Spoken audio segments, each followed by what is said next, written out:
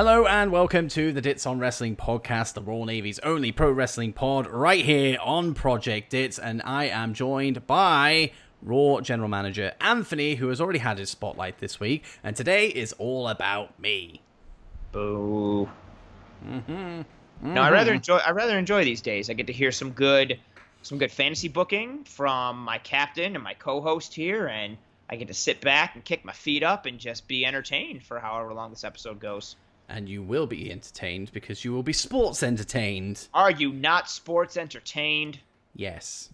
Get it on a t-shirt. Get it on a t-shirt. Completely original line. Never said anywhere else or anywhere related in any way, shape, or form ever. We came up with that. Original. And this series is based on originality. Correct. No one's ever done this ever before. Absolutely not. And if they had done it before, we would have stolen it because we're unoriginal. But we're not those guys. We would never do such a thing. No, we would. And if you were brazen enough to accuse us of such a thing, then fuck you, because we are not those guys. But that's not you. Hey, fuck you. If you hadn't guessed right now, I'm talking directly to you. You know who you are. I know you fucking know that we're talking to you. So, if you hear us, which you can, fuck you. And you know who you are. It's one of my favorite things is that whole speaking into the mic. Oh, Jesus! It really sets the mood. It does. Ever since the worst pay-per-view ever, it gets me every time. Yeah, I had to get in there to. It's funny because I wanted to do that for other things to build the intensity of a moment for the fantasy booking, but I only associate it with the talking to Dave Meltzer, and so I can't do it without laughing or do it for something serious, and so I was like, I can't pull that off. I'm gonna laugh the whole time. Every time I go back and listen to that, because every time it's in my camera roll, so every now and then I'll flick through and I go, oh, there it is. I'll listen to funny. it. Yeah, it's stupid laughing. It sounds stupid laughing to something that you did or that we created, and it's I feel like it's kind of douchey laughing at yourself, but that shit is just that's a good time. It's a good segue. The melts. It is a good segue. I like segues. Apparently, the week after SummerSlam, we're getting WWE Payback, which means worst payback ever. Mm-hmm. Yes. The Melts may be back. Oh, he will be. He will be. His mom and my mom are friends. Let's do it. Let's make it a thing. The Melts. So that's potentially coming your way if we can. I don't actually know if that's been confirmed yet. I don't know. Maybe by the time this drops, we're recording this 6 days in advance before it drops. So maybe it's confirmed at this point. Who knows? I'll text Melts. But get in touch with Melts and see what the crack is. Yeah, I'll do that. We'll see what the crack is, Melts. Hello, Melts. It's Anthony. He's like, why are you British? I'm like, no, I don't know. I don't know. I don't fucking know, Dave, and I don't appreciate your fucking questions. Now, as per Monday's show where you did your bit for the series, we canned recaps. Yes. Because you should just go and listen to the episodes. Yes. We're not giving you any shortcuts or allowing you to be lazy. Go back and check out the other episodes, or at the very least, hop onto your favorite podcast applications and listen to the Dowpod Observer, which reviews our individual shows, courtesy of Justin from the Worst Wrestling Podcast. Yes, those are multiple options for you. We're not even making it completely difficult, making it pretty easy.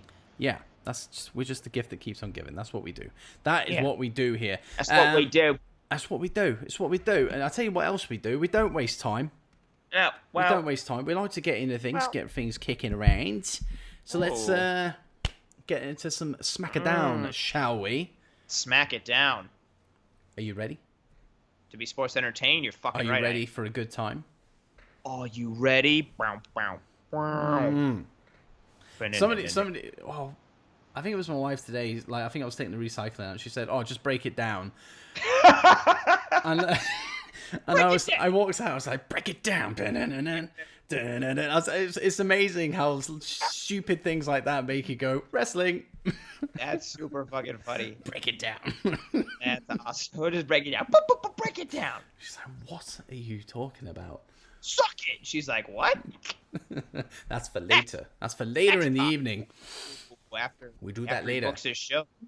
Ooh. We do that later. A little fantasy booking of your own. It's exactly what it is. It's exactly what it is. But here we go. SmackDown, night 3. We kick off with the intro.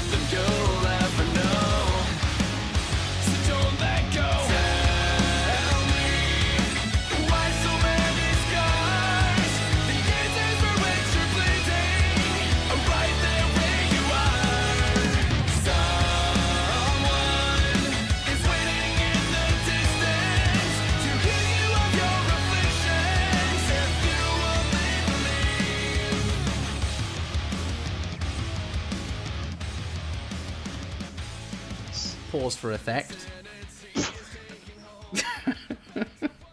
Sorry. Every time. Sorry. Again, you need video to kind of understand what the joke is here. Okay, I'm sorry, mate. I'm good. You go ahead. It's shock horror. GM's address. Shock it all. However, it's short but sweet this week because I'm a busy man. Following last week's brutal assault, Drew McIntyre will not be here tonight. Whoever is responsible for the attack will face the consequences, and I expect the security tape to be in my hand by the end of the show. I am not taking this lightly. Until then, enjoy SmackDown. You did it. You attacked Drew. I did not. Okay, so I'm wrong. Unbelievable. Why would you accuse a respectful general manager? I wouldn't put it past this general manager because he's all over the place, but I just really feel like you're into some kind of shady shit. I feel like you're going to go heel GM at some point. I just feel it. I don't know what or how, but I just feel it. So we're kicking the show off with a promo. And it's the Undisputed Era. They were, of course, banished from SmackDown last week because of their original attack of Drew McIntyre on night 1 of SmackDown. They make their first appearance since attacking Drew, and Adam Cole says that it was a statement made. He says that if it wasn't for Shawn Michaels, he would have been NXT champion months before he actually won it, because Drew McIntyre cheated. I went back and watched that match. He didn't actually cheat. It was actually Undisputed Era cheats, but that's by the by. We remain impartial. Since their first meeting in NXT, they've grown in strength and numbers, so there's no hiding behind legends or false prophecies. You were the chosen one, but you failed. We choose our own destiny and succeeded when we held every title going, and we'll do it once again and run SmackDown. New Day, Apollo Crews, and yes, Apollo Crews does exist on this show, believe it or not. I was going to say, who? Enjoy your reigns while you can, because we're coming. He goes on to say how they were given the night off by the GM last week, so they were not responsible for the attack on Drew last week, but it's no surprise that somebody got to him. He's weak, he's vulnerable, and at SummerSlam, it's advantage Adam Cole. He's laid down the challenge at SummerSlam. Match one. Match one. We have Mandy Rose versus Sasha Banks, booked last week by the GM on air. Rose is out to prove a point tonight. and shows an aggressive side we've never really seen from her before, and it actually catches Sasha off guard. She looks to Bayley to even the odds, and the tide is turned as Bayley distracts Rose on the apron, allowing Sasha to lock in the Banks statement. Rose manages to grab the ropes, but Banks won't let go. The ref manages to get Banks to release the hold at the count of 4, and as they push the referee, pushes Sasha away, Mandy is hit with a roundhouse from Sonya Deville. Fucking Sonya. She shouts to Sasha to finish it. It's her. She shouts to Sasha to finish it. What the hell have I written here? You can tell I wrote this at like 7 o'clock in the morning. She shouts to. Falling apart. Oh my god! It actually does fit into storyline. I'll tell you that much. Dun dun dun. She shouts to Sasha to finish it. Yeah, that does make sense. I don't know why I just didn't read it. She shouts to Sasha to finish it because it's her turn now. That makes sense in the first place. Why are you dilly-dallying? Banks pulls Mandy to the center of the ring and pins her for the win. Bayley and Banks celebrate up the ramp as Sonya climbs into the ring. She locks in the triangle armbar and Rose desperately taps. Naomi's music hits. Oh. And she makes the save. But Sonya escapes. She screams at Naomi that she'll see her in the ring tonight. Of course, that match was made last week in the GM's office on air. Backstage. Yeah, I was waiting for it. Promo. Brian. I was just reading the title. See, I am falling apart here. Jesus Christ. It's late. It's Bo late Ballas all over again. It's Cameron Graves again. Randy Orton has just left the trainer's room where they were checking on his leg after the landing he had in the cage match last week. Of course, he missed the punt, was pushed away by Edge, and had an awkward landing. Daniel Bryan confronts him and asks how it is, and Randy says it's healthy enough to kick him in the teeth if he doesn't get out of the way. Bryan brings up the attempted punt on top of the cage and says if that connected, it was career over for Edge. He says how lucky he has been that he's had a second chance and he gets to decide when it's over. But you weren't willing to give Edge that opportunity. Orton says that Edge belongs at home with his family and that he was just being a good friend. And he says that Bryan should be doing that very same thing. You became a stay-at-home dad when you had to retire, offering security and comfort to Brie, but then you became selfish and left her all alone at home with your daughter, and your unborn child. Whilst you spent week after week being a shadow of your former self. Oof. If you want your kids to have their daddy and their lovely Brie, or your lovely Brie to have her husband, you need to back off, or I'll do to you what I had intended for Edge last week, and only this time, I'll make it count. Bryan attacks Randy, and they start to brawl in the backstage area. They're eventually pulled apart and held, but Bryan breaks free and hits a running knee on Orton. You don't bring my family into this, you sick son of a bitch. Oh. I gotta tell you, is that segment over? That segment is over, yes. Spot on writing for Randy Orton. That is all I could see him saying. All of that. Well done, my man. Yeah. Way to get into the head of the Viper, and well done. Thank you. That was all very Randy Orton. I was like, I can picture him saying all of this. I'm a sick bastard at heart. That is why. I relate to Orton. So I'll say my next thought is, you got problems. You got issues, my friend. But it helps you write incredible TV, so let's leave you to it. Let's do it. Match 2. Chad Gable versus MVP. Because he's reclaimed his name. No longer Shorty G. No longer Shorty G. After being floored last week by Gable, it feels good to say that name, MVP wants a measure of revenge by having this match tonight. Although MVP has the upper hand early on, a gutsy Gable is able to find his way into the match with a number of suplexes. MVP rolls out of the ring and Gable pursues. Lashley, who of course accompanies MVP because they just stick to each other, squares up to Gable. Distracts him enough for MVP to attack from behind. He gets Gable back into the ring and begins to taunt with Lashley. Gable, seeing the opportunity, quickly rolls up MVP for the win and hightails it as Lashley storms the ring. A shocked MVP and pissed off Lashley look on as Gable laughs his way up the ramp. Ooh. Backstage. Kayla is with... Kayla is with Riddle. And she asks how he is after the attack from Lesnar last week. Of course, he was brutally assaulted during his no disqualification match with Baron Corbin. Riddle says he's banged up, but you can't keep a good bro down. He says that he has shown why he's been eager to get at Brock after all these years. Brock thinks he's better than he actually is and relies on attacks from behind or the bidding of the Penguin to get by. Says that if Brock really wants to show his worth, then try and beat me in a match. Heyman arrives with a smile on his face. That same smile that he smiled with Io Shirai this past Monday night on Raw. Nice. Busy man. Busy man is our Heyman. So he's diversifying that portfolio. He is. And he says, bro, you... in a condescending Paul Heyman way. You really don't get it, do you? Brock attacks from behind yet again and locks in the Kimura lock. Heyman says to Riddle that he's only seconds away from his arm being snapped.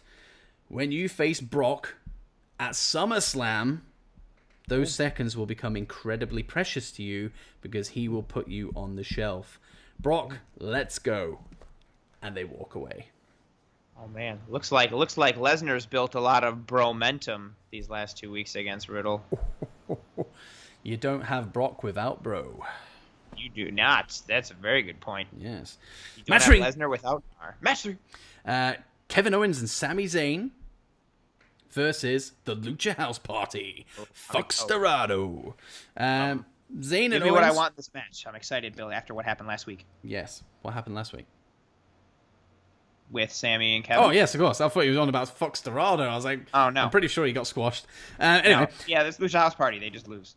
Zayn and Owens have another opportunity to tag together tonight, and Owens sarcastically offers that Zayn starts the match for the team. Of course, Zayn tagged himself in last week and picked up the win. Lucha House Party gets in some offense, but it's all KO and Sami.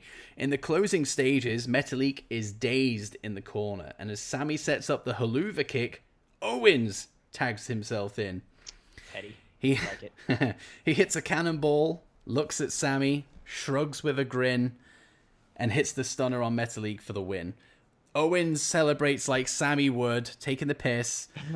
And Zayn is not amused. Kev said that he's just playing around, and they head up the ramp. Oh.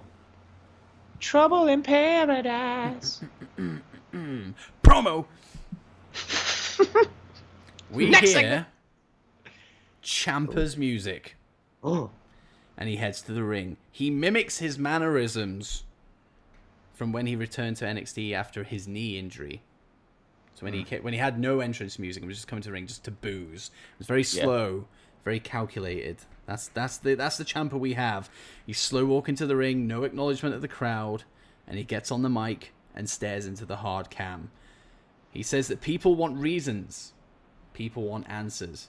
Why did Tommaso Ciampa attack Edge? And it's simple. I do what the hell I want. I've been benched in NXT for what seemed like an eternity, and it was time to make my own opportunities. I got drafted to SmackDown, and the door opened. Edge thinks that he can miraculously recover from neck issues and be thrust into the spotlight. I had my own neck problems, and I got benched. You don't bench Tommaso Ciampa. Edge, I'll make this real clear. It's not personal. You were just in the wrong place at the wrong time. You were in my place, and this is my time. No doubt you'll want to come for me if you recover, but I strongly advise against that. You won't survive what I have planned for you. Wrong place, wrong time. My place, my time. Awesome. Well done. Very cool. Very cool verbiage. Get me on the team. Get me on this creative team. Let's do it. I was like, you want to join my show and help write?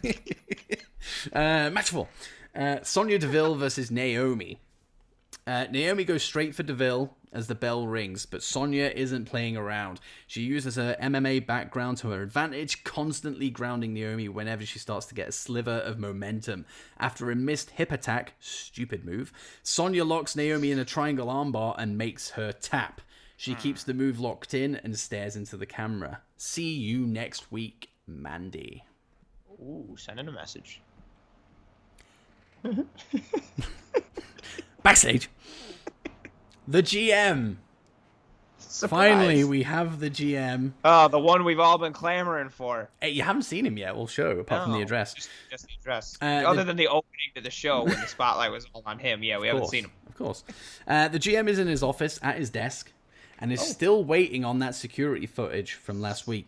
He's on the phone to somebody asking for an update, but frustratingly hangs up when Apollo Crews walks in. He says that he wants to remind the GM that I am here on this brand. Sorry. I exist. I am the US champion, and I just want to be able to get in the ring and wrestle. And the GM apologizes to Crews about his lack of opportunity and says he'll get one next week. Show me what you can do against his go-to guy for such occasions, Sheamus. Put that title on the line, and if you win, big things will come your way. The GM's phone rings, and he answers and says, bring it to my office. Immediately. Oh, I like it. Match 5. Main event. He apologized to Crews. Oh, wow. Yep. Match 5. Main event. Bo Ballas. Old man. Versus Jeff Hardy. Okay. Might seem random, but stick with me. I don't give a fuck about the match. I care about the post. Give it to me. Give it to me. There is no post. It's a clean finish. End of show. Jesus. Tonight's main event features a never-seen-before matchup. Bo Dallas is ready to prove that he belongs after being overlooked for years. And he does showcase all the ability that made him an NXT champion in the first place all those years ago, and almost comes close to winning after hitting a Bodog. Suddenly, Grimes appears on the entranceway and is staring a hole straight through Dallas, showing zero emotion. And this rocks Bo, and this allows Jeff to get the upper hand. He hits some signature moves before finishing Dallas off with a swanton bomb. Jeff celebrates, but the lights go out. Yes, give it to me. Give it to me. We get the Wyatt. Yes. And then the spotlight shines on a rocking chair that has appeared on the stage, but Grimes is nowhere to be seen. The light goes out again, and we hear Bray's signature laugh. Yes. Ooh. Jeff is looking around everywhere, trying to see what the hell is going on. And then you get a spotlight and their noise where it goes boom, shines on the ring, and Grimes and Dallas are stood side by side in the ring, both with vacant stares. Jeff is trying to figure out what is happening, and he prepares himself for an attack, but it doesn't come. So Jeff starts to slowly walk over to the ropes to leave, but a lone child's voice whispers, very softly, "Follow the buzzards." And then another. And then another, before the entire arena is filled with hundreds of voices saying, "Follow the buzzards," to the point where you actually cannot make out that phrase anymore. And Jeff is clearly panicked, obviously panicked and freaked out. He probably thinks he's drunk again. He's like, I gotta stop for good now. Bar fight, anybody? Yeah, right. And he turns to Grimes and Dallas, and the whispers immediately stop. Oh, terrifying. I got goosebumps. This is good. The last voice to say, "Follow the buzzards," is Bray Wyatt himself. And Grimes and Bo suddenly break from their stares and attack Jeff, punches, kicks, before Grimes wraps his hands around Jeff's throat and chokes him out. And like it's a vicious choke as well. It's not a pansy, it's a full-on vicious choke. And they both sit down around Jeff's downed body. And they go back to that vacant stare.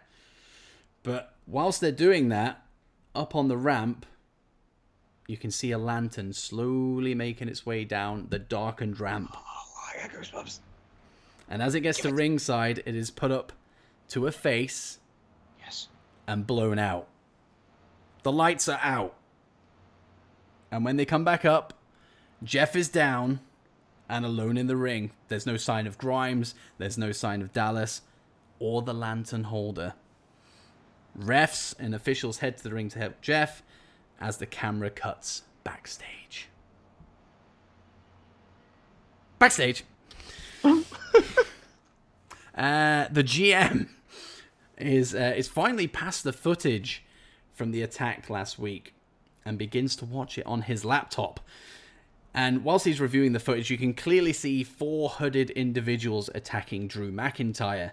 But the GM doesn't really seem to care about that portion of the footage. He's seen rewinding it to the GM stood in the lobby on his phone. And then the footage jumps ahead 10 minutes. He's seen talking to somebody off camera and points to exactly where Drew would be only 2 minutes later when he's attacked. He watches the attack again, and as the hooded individuals run off on the camera, the GM is immediately seen walking slowly towards Drew McIntyre. He stands over him, looks around, and notices the camera. He immediately is seen calling for help, and that's when the refs and the medics show up. The GM looks up from his laptop, ejects the disc, and snaps it in his hand. He throws it in the trash as the camera pans to a nonchalant GM as the show goes off the air. I fucking called it! I knew it, you heel bastard! Yeah, baby! Oh, you turned on your most beloved. I know. I am... Oof. I'm tired of this fucking dance with Bray. Give it to me. Week after week. Oh, I need it! I'm just teasing. Good show. Yeah. Good show. Had some good stuff in there. The scene that you painted and the setting that you gave for the whole... I already gave my commentary on things that I liked earlier throughout the show. But that whole, the way you visually sports entertained me with, you did a good job verbalizing the setting and, painting the visual of, I could legitimately, I picture Bo and Cameron Grimes just standing there, ghost-eyed, blank, the proverbial the lights are on but no one's home type look. Jeff looking around, it being dark, and I could hear the follow the brothers, so that it morphs into one thing and you don't know what the hell is being said anymore, and then the last one just goes to Bray. I can picture the lantern. It was really, really, really, really cool. And I knew you were gonna heal that shit up. Fucking knew it. See, I was at a difficult situation because I was I mentioned the footage thing last week. I was like, do I make the reveal this week or do I kind of let it play? And I was like, I don't really have that much time to play. That's true. But I went with the destroying of the footage, which in real life makes no sense because this goes out on TV, so they would see it. I was gonna say, in wrestling, did you know that you? So it's one of those things we can see what's going on, but he doesn't know that he's on TV type thing. Kind of thing, yeah. Yeah, it's one of those things in the movies. Yeah, when you we know who the killer is because we were shown the scene earlier, but the main character doesn't know who the killer is because they don't know they're in a movie. Exactly. I like it, bastard. Can't believe you turned on your baby boy, your precious, the one you traded for and built a show around. Got an explanation? I wonder. I've put my trust in these hooded individuals, haven't I? I wonder who those hooded individuals could be. I don't know. Definitely Apollo Crews. That's where he's been all this time. Definitely Jinder Mahal. Yeah.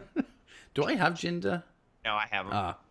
It's not like either one of us care because he's not going to get That's true. The fact that you had to think is such a bad sign for a wrestler. Do I have him? Who has him? Yeah, who has him? I'm not sure. I contemplated putting him on my show, and then I was like, nah, I can't do that. No, you don't want to do that. No. But no, that was a hard show to book. So it was very... You mentioned offline before we started, as we do when we get together and then waste oodles of time just shooting the shit. Yeah. You felt you overbooked this one. I disagree. I don't think this was overbooked whatsoever. I thought it was really good. Oh, Thank you. Yeah. I mean, for like a B show, I thought it was good. No, I'm just kidding. Like, I thought it was like real, like, B for I liked it. B for a hole. Change his name. We all want it. No, I liked it. I thought it was. I mean, also like, I love good little like twists and mystery things, and I'm also extremely partial to cult leader Bray Wyatt and the lanterns and the blah and follow the buzzards and the we're here and the blowing out of the lantern and the rocking chair. I'm extremely partial to all that and Ciampa and certain things that you've got going on. But I don't think this is I thought this was well done. I've maintained sick bastard Randy Orton as well. Yeah, I like it. You really got into the mind of him. Makes me think you're a sick bastard.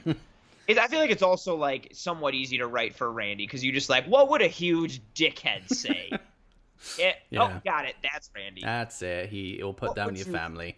Yeah, exactly. Hell, who do you love? Who do you love most? Okay, he's gonna insult that person and threaten them. Randy. That's him in a nutshell. I feel like that's how he is in real life. Like just at like Christmas dinner and like his grandma cuts in front of him and he just like, bitch, listen, just insult like, oh my God, Randy. I think he's a self-confessed dickhead, isn't he? Yeah, kind of. Yeah, but yeah, no, I was happy coming out the show. Had some rewrites today, of course, but yeah, we've come to a good point, and I didn't pull the trigger on Zayn's and Owens yet. No, there's a lot of things. Will I? Will I? Teasing us with. Will I do it? That's bold. I've teased Apollo Crews for the past couple of weeks as well, so I know the fans are happy that I finally delivered. Yeah, nobody gives a fuck about Apollo Crews. I feel so bad saying that because like it's based on like real life people, and like I would just feel so terrible if like, I mean, we know Cody Rhodes listens to the show, and Vince McMahon, and Jerry Springer. But I would just like, so the odds of this happening are extremely small. But I would just hate for like what if someone came across it and like one of his boys was like, "Yo, Apollo, like you hear these fucking guys? They're just like they're doing fantasy booking and like they traded for you for like just irrelevant shit. And they're not booking you and like they don't give a fuck about you. Like it's just so mean. Like this is his profession. And he's not bad, but it's just like it's the booking. The fact that even in our fantasy booking world that he came on your show to the GM to be like, hey, like I'm still here. I'm live. Like it's just so you're paying me. Yeah. Like I'm on the books. Like you cut me a check every week. Like it's so indicative of like the real life like irrelevance that Crews and I would say several dozen other WWE wrestlers fall into all the time, and it's sad because they're like I don't think Apollo Crews is like amazing, but I definitely think he's a talented dude, and I liked him in NXT. Super athletic, he works good matches, and I think he's got a pretty unique style and a cool moveset. He's never had a good enough finisher. Oh no, yeah, I don't enjoy that finisher. No, you need a good, solid finisher to really get me, and he doesn't have that. But everything else is like he's above average in so many things. But yeah, he's just never been able to get any momentum, and even in our fantasy booking world, he really hasn't. But maybe this is the turn for him. That made me. I popped with laughter so hard for that, just for him to be like, "Hey, I'm here," you know, just like. But it's because when I wrote that bit, I was kind of like, "Oh yeah, I forgot all about Apollo Crews for the last 3 weeks. Let's bring him in." It's a shame. I was like, I need somebody to go in the office. I need Apollo. Up you come. I need someone to do this basic level thing and open the door. Apollo, it's your time to shine. You've made it. But we are at that point now where matches are actually getting booked. Oof. For SummerSlam. We got Matt Riddle versus Brock Lesnar on my side. Confirmed. And potentially Adam Cole versus Drew McIntyre, but we don't know what's happening with that yet. And the seeds are starting to plant for other matches as well. It's interesting that you have confirmed. I have not confirmed any of my SummerSlam matches. I know what they will be. Well, there are some things that are up in the air, as I went into on my Raw episode, but I have not confirmed any matches on air. Whilst, I should say, British version. You've confirmed two so far. Time you is look ticking. to be on your way towards several others. Time is ticking towards this mega SummerSlam that we have. 5 matches each. 2 Raws 2 shows left, and then the big one. The big one. Only 2 more shows to finish the houses that we have built until we go into SummerSlam. It's an exciting time. It's an exciting time, it is. It is an exciting time. But we'll see how all of that pans out as the weeks continue to go. But we do have Monday Night Raw in just 3 days' time, if you are listening to this as the episode drops. If not, just go to the next episode. Nice and simple. Nice and simple, just like that. And I'm looking forward to seeing what you come up with Raw. I'm looking forward to seeing what I can actually pull out my ass for SmackDown, because I feel I've peaked. I've peaked. I've peaked at night 3. I can't go anywhere else. Just more GM. More GM. That's what we need. Just throw them in there. Just heal the shit out of that GM. More GM. That's what you need. More GM. But before, obviously, we get to Raw, we need to end this episode. So use this opportunity to plug your stuff, your sporty podcast that you have. My sporty podcast. I am Anthony. Yep, I am Anthony, weekly co-host here on the Dow Pod, talking wrestling with my buddy Dits, my captain Dits, as I am the first mate on this ship. I am the GM of the Raw brand in this GM mode fantasy series that we are running, and I'm also the co-host / main host / only host of my own solo pod title and producer. I'm the jack of all trades. I do it all. One-man band. Of my own solo pod titled Wagons and Warpaths. It is a weekly Buffalo sports talk podcast focusing on the Buffalo Bills and or the Buffalo Sabres. The Wagons is for the Buffalo Bills. The Warpaths is in reference to the Sabres.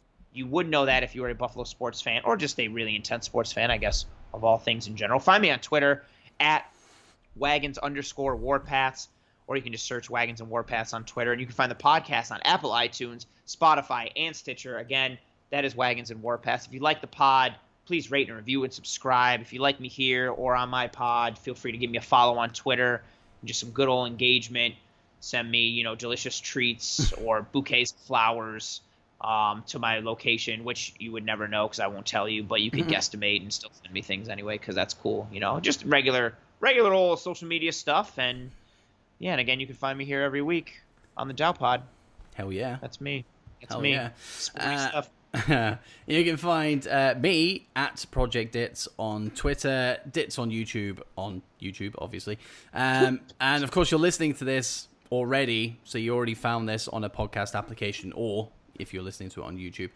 So if you are, head over to YouTube, subscribe to that stuff, because live streams every week, Wednesdays and Fridays for NXT and SmackDown, and pay-per-views as and when they come.